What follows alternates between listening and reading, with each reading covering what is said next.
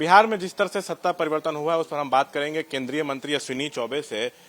13 में नीतीश कुमार एनडीए छोड़ के महागठबंधन में गए, फिर 17 में आए, फिर चले गए। क्या मुख्यमंत्री पद को कलंकित किया जा रहा है? देखिए, मुझे लग रहा है कि मुख्यमंत्री पद को तो जो कलंकित किया है क्या ही है, पूरे बिहार को अपमानित करके और बिहार का इमेज फिर से उसी जंगल राज के लोगों के साथ जो ये गए हैं, ये इस बात का द्योतक है कि ये किस प्रकार से बिहार के विकास को अवरुद्ध करके केवल और केवल सत्ता से कैसे चिपके रहे, इनकी यही एक बीमारी है।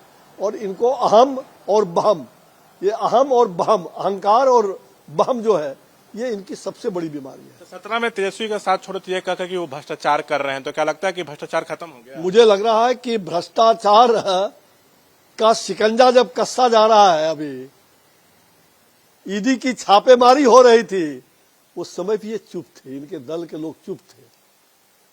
जरा पूछिए इनसे, ये जो भ्रष्टाचार और आतंकवाद, बीजेपी कभी भी ऐसे लोगों से कभी भी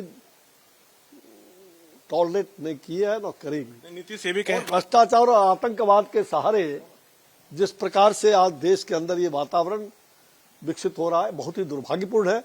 और अभी देखिए, ये बहाना है, ये चले गए, वो चले गए, हमारी पार्टी को तोड़ने का। अरे भाई, पार्टी को तोड़ने का अगर प्रयास होता तो हम आपको मुख्यमंत्री काहे बनाते हैं? मुख्यमंत्री आपको क्यों बनाते? 45 आप थे, 43-45। ये सब बहाना है। असली बात मैं लाता हूं, क्या बात है जो मेरी समझ में है, और मैं व्यक्तिगत रूप से इस बात को जानता हूं हर तरह से, और मेरा इसमें पूरी तरह से कि जो अभी आपने देखा, आखिर क्या कारण है कि ये जब जब मौन होते हैं तो हमारे नेता प्रधानमंत्री जी पर हमला होता है बिहार में आने पर। इसका जवाब वो दे। 2013 में भी जब प्रधानमंत्री जी गांधी मैदान में आए थे, हुंकार रैली हुई थी, उस समय वो मुख्यमंत्री थे गुजरात के, और उस समय यहां खून खराबा हुआ, लहू लहुआन हुआ, कितने लोग घायल हुए, मारे गए, इसकी चिंता उनको नहीं रही 2013 में। आज तक उन्होंने कोई जांच क्यों नहीं बैठाया? पहला प्रश्न। दूसरी बात कि जब प्रधानमंत्री जी 2022 में अभी आए और आपने देखा कि विधानसभा में किस प्रकार से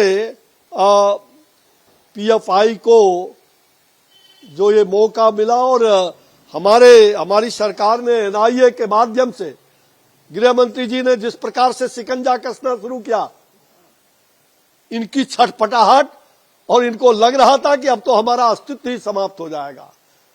ये पूरी तरह से एनआईए के माध्यम से, जो हमारी केंद्र की सरकार, हमारे गृह मंत्री जी जब उस पर शिकंजा कस रहे थे, और यह समय केंद्र को सहयोग करने का था, लेकिन इनको वोट बैंक की लालच और तुष्टीकरण की जो बात है, उसको लेकर के पार्टी को हम कैसे फिर से पुनर्जीवित करके सत्ता में रहे, चूंकि आरसीपी भाग चुके थे इनके। ऐसी स्थिति में ये पूरी तरह से हम कह सकते हैं, जब ये तिलमिला करके और यूपीए से, राजद से जाकर के फिर हाथ मिलाए, और यही कहते थे ना लालू प्रसाद जी, ये सांप है, लालू जी कहते थे, और केचुआ बदलने का काम ये करता है। फिर लालू जी, ये सावन का जो जहरीला सांप होता है वो बड़ा डसने वाला होता है, और ये सावन का जहरीला सांप ही आपके घर में बगल से बिल में घुस के आपके गले में चढ़ गया है। ये किस दिन डसेगा पता नहीं। और ये जो पूरी तरह से एनआईए का जो हम चाहेंगे, सख्ती से सरकार एनआईए का जो काम कर रही है, सारे भेद उजागर हो जाएंगे। बिहार पनाहगार बन गया है पीएफआई का। आखिर क्यों नहीं? उत्तर प्रदेश में इनको जगह नहीं है, मध्य प्रदेश में जगह नहीं है, लेकिन बिहार ही क्यों? बिहार में ये लोग चुप रहने वाले लोग, जिन्होंने उस समय 2013 में भी हमारे प्रधानमंत्री नरेंद्र मोदी पर हमला हुआ, इनको सबसे ज्यादा कष्ट नरेंद्र मोदी जी से है, और इस बार भी हमला हुआ और ये चुप बैठे रहे। आखिर क्या कारण है? मामला यही है, मामला यही है। मैं कहना चाहता हूं, ये मेरा व्यक्तिगत मेरी जो सोच है कि ये पूरी तरह से जब इन पर पीएफआई पर जब दबाव दिया जा रहा है, पीएफआई को समाप्त करने का, और बिहार पूरी तरह से उस बारूद के भंडार पर बैठा हुआ है। अच्छा, क्या लगता और ये बारूद के भंडार को सजाने में ये सारे लोग चुप बैठे हुए हैं। ये बारूद के भंडार को आखिर बिहार को क्या चाहते हैं? बिहार को जलाना चाहते हैं? बिहार को किस प्रकार का आग में जलाना चाहते हैं? ये लोग वही लोग हैं। और इसलिए मुझे लग रहा है कि इस पर पूरी तरह से एनआईए जांच कर रही है। आज न कल दूध का दूध और पानी का पानी होगा। और ये सारे लोग जो चुप्पी साधे हुए थे 2013 में भी इनकी सरकार थी, क्यों नहीं इन्होंने कोई जांच बैठा? उतने बड़े कांड गांधी मैदान में हुंकार रैली हो गया, बताइए अगर कोई बैठाया हो। कोई जांच इन्होंने नहीं बैठा। और आज फिर वही दुर्घटना दोबारा होने को था। ये प्रभु की बड़ी कृपा है। इसलिए इस तरह के इनकी हम कहते हैं कि भाई पार्टी हमको तोड़ना चाह रही थी। अरे जो जन्म देता है वो कभी भी अपने बच्चे को मारना नहीं चाहता है। मंत्री जी, मेरा एक आखिरी सवाल है, क्या लगता है कि फिर से पीएम बनने की महत्वाकांक्षा जाग गई? देखो, ये पीएम और सीएम छोड़ दीजिए, असली बात जो मैंने कहा उस पर आइए। असली बात वही है, ये पीएम बनने का वो जानते हैं मुंगेरी लाल का हसीन सपना ही रह जाएगा।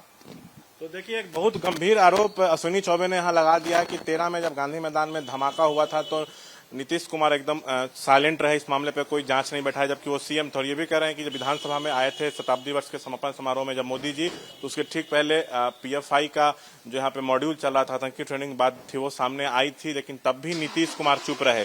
तो बीजेपी केंद्र सरकार की तरफ से जांच बैठाया गया है, एनआईए जांच, कई चीजें खुल के सामने आ रही थी, नीतीश चुप्पी साधे रहे।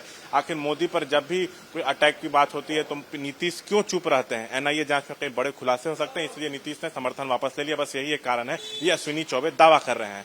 कैमरा पर्सन विशाल राय के साथ शशांक कुमार, एबीपी न्यूज, पटना।